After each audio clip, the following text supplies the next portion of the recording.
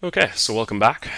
Last time we graphed our height versus speed data, and we can look at this and see that this might look like it curves. It's kind of hard to tell. We might have one outlier here. We'll talk about in class how to determine whether or not it's an outlier. We can't actually do it without error bars, which is why we can't do it in this video tutorial. But for right now, we're going to see, can we fit a line of best fit to this? So Google, if you want to do just a quick line of best fit check, what you can do is you go to the down arrow right here, you go to Advanced Edit, and you scroll all the way down to the bottom. Notice that this is all the same info for changing the chart title and all that other stuff. Then at the very bottom, there's this thing called Trendline. And we are going to try and fit a linear trend line. You will always only be fitting linear trend lines in IB physics, mainly because that's the easiest one to process and we don't have the analytical tools to go beyond that. So always linear. And then the other important part is I want to know what the equation is. So for the label, I'm going to say use equation instead of the label.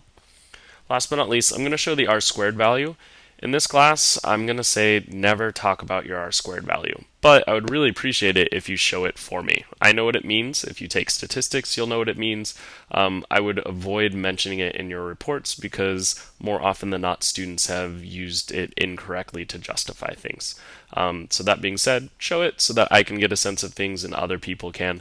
But I wouldn't talk about it because usually it doesn't result in their greatest marks on your internal assessments because people make mistakes and we're not going to go into a full statistics lesson.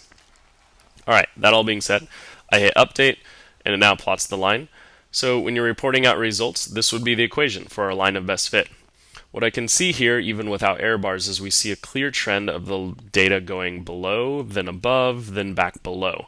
Usually a big signifier that a linear line of best fit is not the appropriate data. So what we're going to do next is I'm going to walk you through how to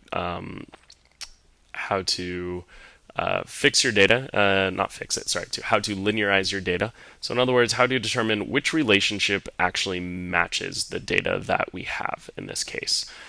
So we'll work on that next video. Go ahead and skip forward if you want to see that one.